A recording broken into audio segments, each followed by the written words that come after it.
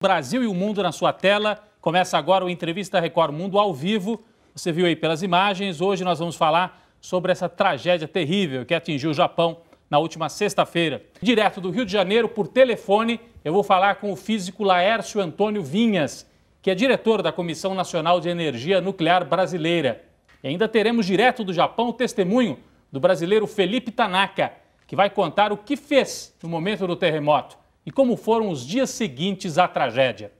Essa edição do Entrevista Record Mundo é ao vivo e você pode participar enviando perguntas e comentários agora para o endereço entrevistarecord@recordnewstv.com.br. Nós vamos começar então a nossa conversa. Agora é hora de falar sobre a questão da energia nuclear. Está com a gente o Laércio Vinhas, diretor de Radioproteção e Segurança Nuclear da Comissão Nacional de Energia Nuclear. Obrigado pela participação, Laércio Vinhas. Eu gostaria até que a gente explicasse um pouco melhor para o nosso telespectador, afinal de contas, o que aconteceu exatamente na usina de Fukushima, né? Que esses reatores tiveram problemas sérios com a água, né? Que faz a refrigeração. Você poderia explicar um pouquinho melhor para a gente isso? Pode sim. Um momentinho só, que acabou de estar tocando aqui um telefone, deve ser alguma informação. Um momentinho. Muito bem, então nós vamos com as imagens aqui, assim que você... É ao vivo, minha gente, olha ali. Ali nós temos uma imagem ao fundo das usinas de Fukushima.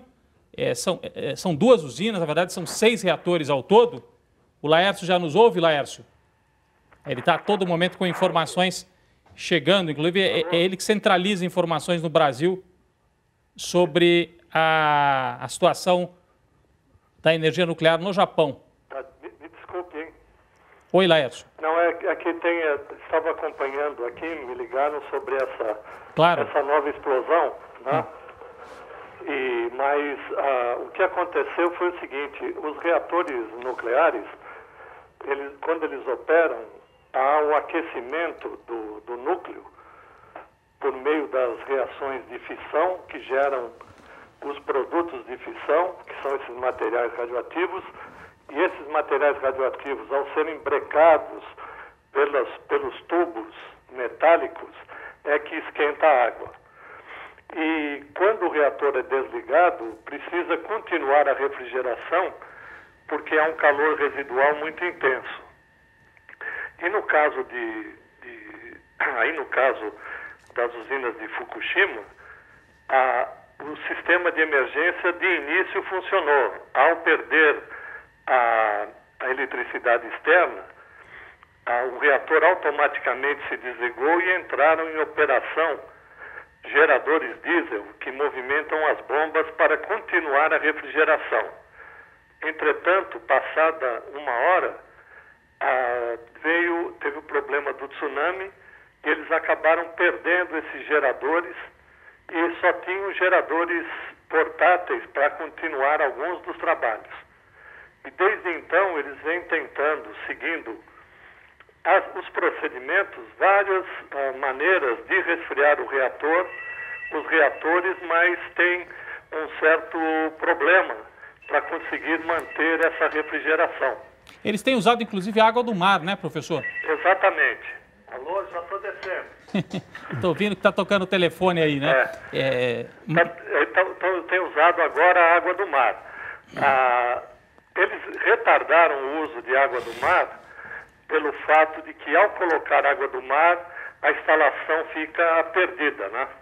Não vai se poder aproveitar mais essa instalação depois? Não, porque os reatores normalmente usam água mais que destilada. É uma água super pura.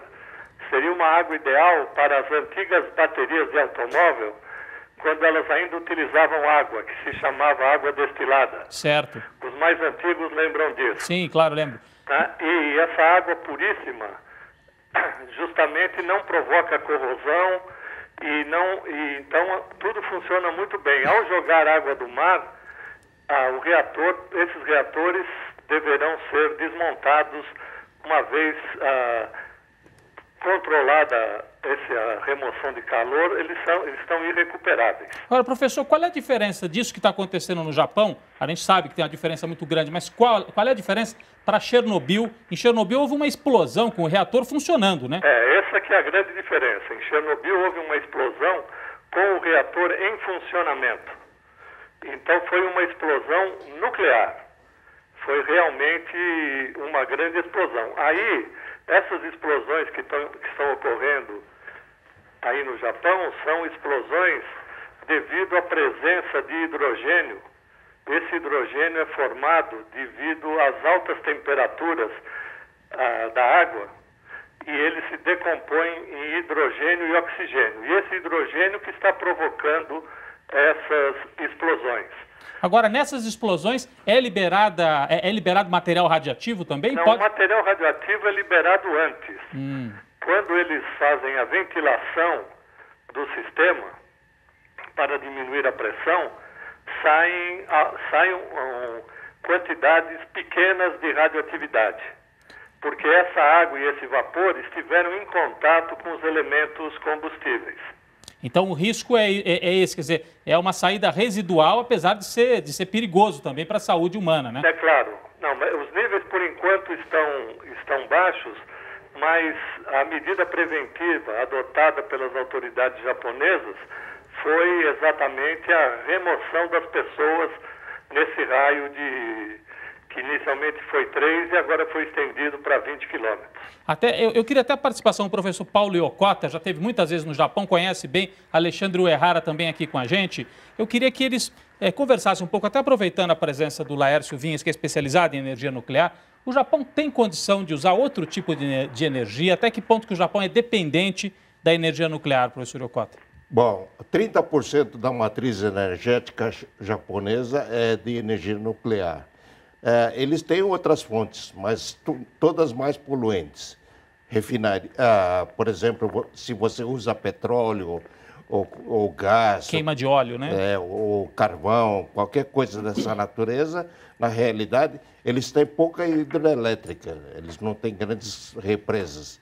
Então, você tem uma dependência muito forte da energia nuclear. Agora, o senhor acredita, professor Alexandre Uehara, que o Japão pode recorrer a outras formas de energia ou vai, assim, passado esse drama, né, que nós estamos vivendo agora, vão continuar apostando na energia nuclear até por falta de alternativas? O que o Japão vem fazendo, se nós compararmos dados estatísticos, há 4, 5 anos atrás, o Japão era muito menos dependente de energia nuclear. E com a discussão sobre o aquecimento global, sobre as emissões de gás de efeito estufa, o Japão acabou acreditando que a energia nuclear seria uma energia mais limpa. E eles investiram bastante. Então, esse crescimento que veio acontecendo nos últimos 5 anos aponta um pouco a ênfase disso. Inclusive, o Japão se propunha, o governo japonês, a levar essa tecnologia para outros países porque considerava ser uma energia limpa. É lógico que com esse episódio haverá discussões, né, sobre as outras possibilidades de uso de energia no Japão. Agora, Laércio Vinhas, então, o senhor acredita que o Japão, aliás, tem países, a Alemanha hoje mesmo, a Suíça também, anunciaram que estão congelando os investimentos para novas usinas usando energia nuclear, né? O senhor acredita que o Japão tem essa alternativa também ou é uma questão de administrar o que está ali? Não, tem que administrar o que está ali e essas manifestações que surgem nos outros lugares são de comunidades tradicionalmente contra a energia nuclear e que estão se aproveitando do problema no Japão para trazer a questão novamente à baila. Não é porque o caso que aconteceu nos reatores do Japão, a probabilidade de acontecer de novo no Japão ou em qualquer lugar do mundo é extremamente reduzida, porque foi 2 fenômenos extremamente fortes, que foi um dos terremotos mais fortes da história, se não me engano, o 5º, e um tsunami enorme. A conjugação dos dois foi que trouxe esses problemas. Se fosse só o terremoto, não haveria tanto problema. Uma escala adotada pela Agência Internacional de Energia Atômica define o grau de intensidade de um acidente nuclear. A escala varia de 0 a 7. 0 é considerado algo imperceptível. Nível 1 é anomalia. 2, incidente. 3, incidente sério. 4 é acidente dentro das instalações. 5 é acidente além das instalações. 6 é acidente sério e 7, acidente grave. Certamente já deve estar num nível de, no mínimo, um nível 4. Depois da explosão, as autoridades elevaram para 20 quilômetros o raio de retirada de todos os moradores da região. O risco de contaminação radioativa não foi descartado e a TV pública NHK pedia a todo momento que as pessoas que ainda estivessem na região não consumissem água e deixassem as janelas fechadas numa tentativa de evitar a entrada de radiação. Em caso que produtos de fissão radioativos atinjam o meio ambiente, são medidas que, eu diria, paliativas no sentido de evitar que a pessoa, por inalação ou por ingestão, acabe ingerindo ou inalando, né, esses produtos de fissão radioativa. Esse acidente no Japão é diferente do que aconteceu nos Estados Unidos e na antiga União Soviética. Em 1986, uma explosão no reator central da usina de Chernobyl liberou uma imensa nuvem radioativa que contaminou pessoas, animais e o meio ambiente. Uma falha humana foi a causa da explosão, já que testes eram realizados enquanto o procedimento de segurança não foi seguido. 45 pessoas morreram. Este foi o pior acidente atômico e alcançou o nível máximo na escala de intensidade nuclear. 7 anos antes, um erro dos operadores e uma falha no equipamento causaram o vazamento de radioatividade na usina de 3 Mile Island, na Pensilvânia. Ninguém ficou ferido. O Entrevista Record Mundo fica por aqui. Eu agradeço também a você pela audiência. Até a próxima segunda-feira, às 9h15 da noite. Record News, jornalismo 24 horas de plantão.